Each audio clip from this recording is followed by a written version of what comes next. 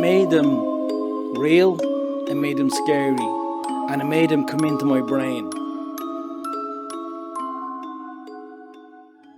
So I'm glad to talk with the film project team of theravening for Jets, and also for my magazine Spirit, The Smile and the Storm, and the YouTube channel The Spirit Meets.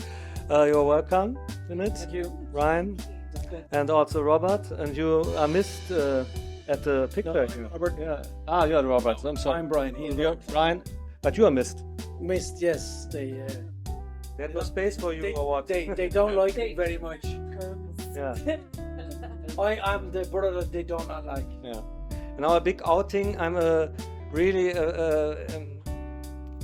huge fan of werewolf films, so this is also the reason I chose it, to be honest, yeah, because I had to read all this stuff, and then was happy about your project.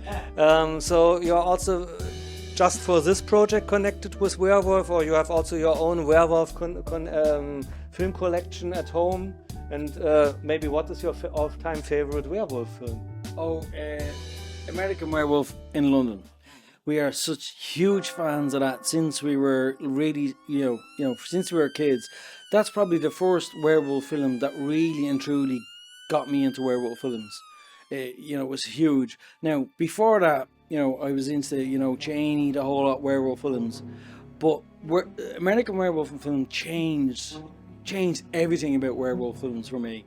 It made them real, it made them scary, and it made them come into my brain, which was so scary. And since then, they were more believable. It was a story not just about a werewolf, but it was a story about a chain of events that led to a werewolf attack, and it was a passionate story about two people, and about friendship, and about everything else. And it was the first werewolf film, to be fair, that absolutely scared me to death.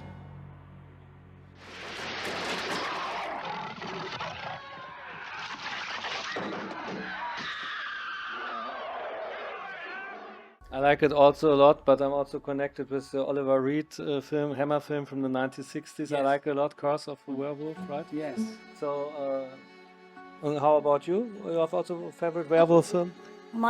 Again, American Werewolf in London, but I love anything werewolf, vampire. I find it quite romantic. Mm-hmm. I find it quite brave, and equally I find it quite scary. So I love those attributes to it as well. So yes.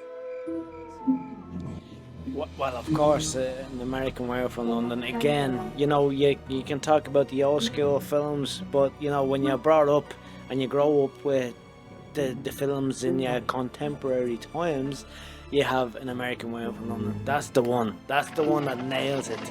That's the one that shows you where to go. That is the werewolf film. How do you beat it? That's an interesting question. You gotta make a better one. We have the Ravening. Now you want to on the way to top it? Yeah.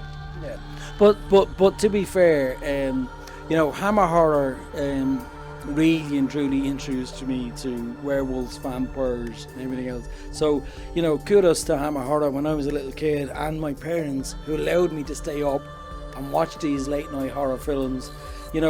That's what I grew up on. I grew up on, sun rising, sunsets, and once that happens, you're in trouble. And that's what we have tried to reintroduce to the modern viewer. That you're not safe anywhere. Nobody's safe. Part of the Jetsinitiative.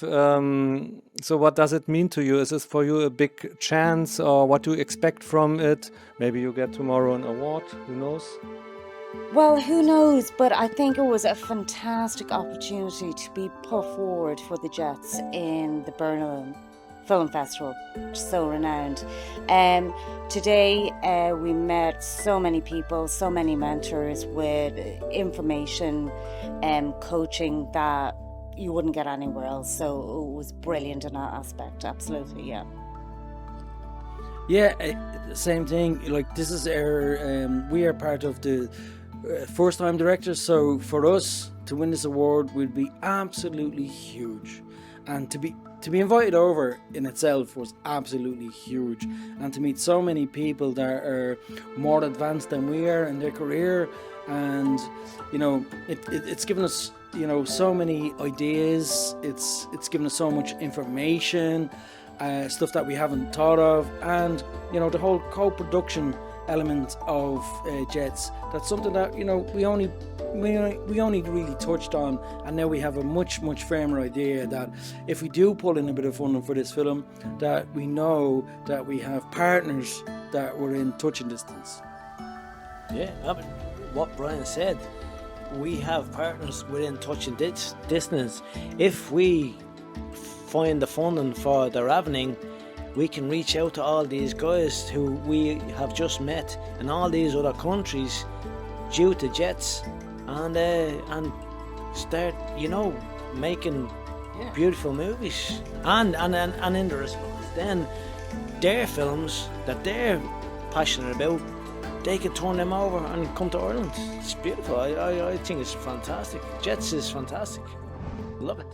Where do you think you will shoot it? You're looking also for a co-production, not just partner, also a co-production country, or what do you think? Where you want to? Well, we've spoke to several different people today, and in terms of their co-production and a revenue perspective, we've built up plans already in our minds, so hopefully we can follow those through. Yes. Well, before we came over here, we assumed we were going to, you know, shoot everything in Ireland. That was the plan. But when we came here to Jets and we discussed it with other people and we had all these table rounds, we now realised that maybe there's a part of this film that could be shot in South Africa, Belgium, France, UK, Canada. We just didn't understand, you know, these opportunities that exist that can open up huge opportunities for a co-production. That I didn't personally understand that anyway. But now I know that it's not just going to be shot in Ireland. It'll be shot, you know, in a multitude of different countries. Again, as he said, in a multitude of countries. The beautiful thing is all the interior house stuff that we have in our film could be shot in South Africa. The exterior, just for environment stuff, shot in Ireland, and Belgium as well. Whatever the co-production place is, we can, you know, everybody can benefit from this whole production. That's what we learned through Jets. This is beautiful. It's very exciting. What it really means is that no matter what country you are in, you're not really safe from a vampire or werewolf. Sorry, you're not really safe from a werewolf. It's going to be a spectacular piece of work, and that's what we're aiming for. That is the goal. And if we can co-produce with a wonderful company, be it within Belgium, Canada, South Africa, it's going to be great on both parts, like, you know. So, and that's the ultimate, you know, that's the ultimate goal, like, to produce a great movie that both sides can be really proud of and gel together as a wonderful team and make it happen.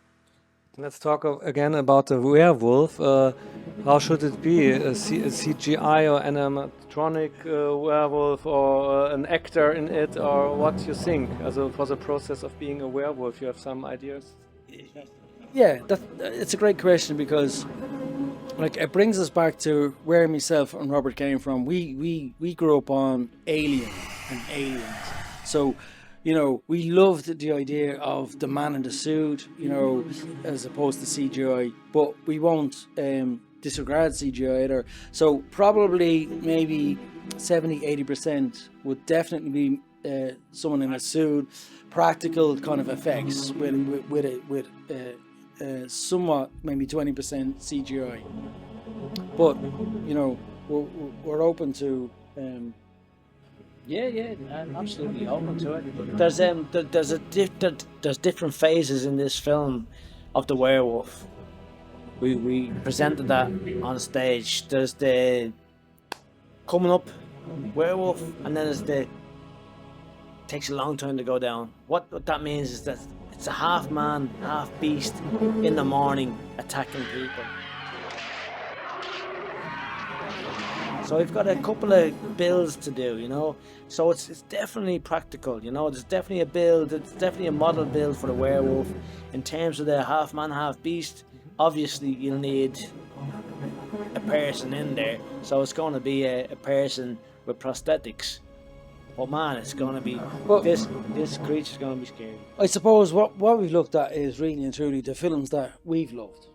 And, you know, what we've grown up in. And if you're looking at werewolf, obviously, you cannot disregard American Werewolf in London for its effects. But we've also incorporated lots of other stuff into this film that, you know, that incorporates, you know, tension, suspense. You know, we've looked at Hitchcock, we've looked at Spielberg, we've looked at all these masters that showed us how to project fear without, you know, boom, without, you know, a 2-second fright.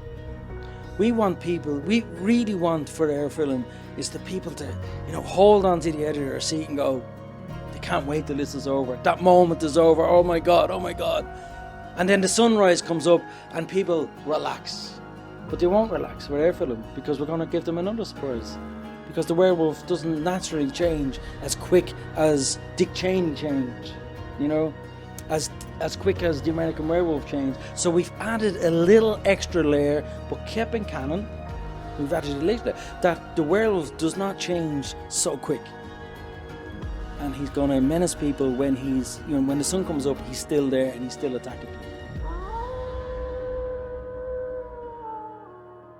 Yeah. Yes. He's on the werewolf is going for it, yeah, big time. Which is different to other movies, so yeah. You know, we talked last about this international film festival here. You have been many times in Berlin. What's your impression? You have also time. I know you must pitch your own project, but of course now you're here in the lobby of this Hyatt hotel. You were entering the bar, as I could see before. So, any impressions and what do you think about this festival? Was been there before? This is my first time at Berlin. I've been to Cannes. I've heard wonderful things about Berlin. Again, it's another major film festival platform, should I say, for film, etc. And it's incredible. And what we've experienced so far, we've just been here just over 24 hours. It's pretty hardcore in the nicest possible word. Yeah, no, in a brilliant way. Like, you know, it's really good. People we met, it's very fast. People know, you know, they're here for the reason, they're in or out, and yeah, it's great. It's really good. Yeah, like that. You know, it's such a huge city. I can't believe how big it is. Like, you know, I'm originally from Dublin in Ireland, and I now live in Ballyjamesduff, a small village in Ireland, and like Berlin feels like it's the size of Ireland. It's so big. It's huge. It's absolutely huge. I cannot believe it. You know, and we're delighted to be here and to be part of this huge big festival, and you know, and hopefully, you know, results are here tomorrow, and you know, fingers crossed we do well, and we, you know, we celebrate. As he just said. As he just said. Tomorrow we'll find out if we done well in our little pitch, and you know, it would be beautiful if we win it. If not, we'll just keep going. You know, we'll just keep going on. We will bring our werewolf film to you guys. Absolutely 100%. You know, in all fairness, like, you know, this was my 100%. This was my first pitch for a feature film, and I could not believe the reaction I got after it. Everybody was coming up to me saying, wow, how good it was, and you know, and I was like, wow. And typical Irish were like, oh, wow, you know. So I'm blown away by people's reaction to Air Pitch today. So keep me informed when the film comes out, of course. We'll be there. You have to come to the premiere. And if you invite me, Absolutely, guest of honor, Mark. thank you so much. I feel honored. Yeah, as a werewolf fan and also vampire film fan. Oh, I love vampire. Yeah. Really, yeah. Werewolves, vampires, whatever. I told also the other pitch project before. We talked also about vampire films, and my all-time favorite vampire films are all from one year, 1971, Vampire Circus. For me, the best Hammer film ever.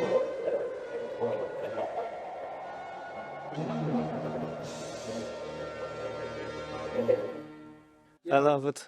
I grew up on Hammer films. Yeah. I absolutely grew up in them. I absolutely love them. And then Vampiros Lesbos with an incredible soundtrack, a psychedelic soundtrack by two German composers from Jess Franco. That was the director.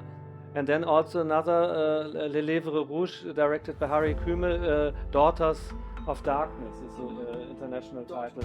And I did a Q&A with him 4 years ago. We showed the film. It was sold out here in Movimento Cinema, and it was really super to meet him. Now he's 80 years old, and that time he was 76, but super in good shape.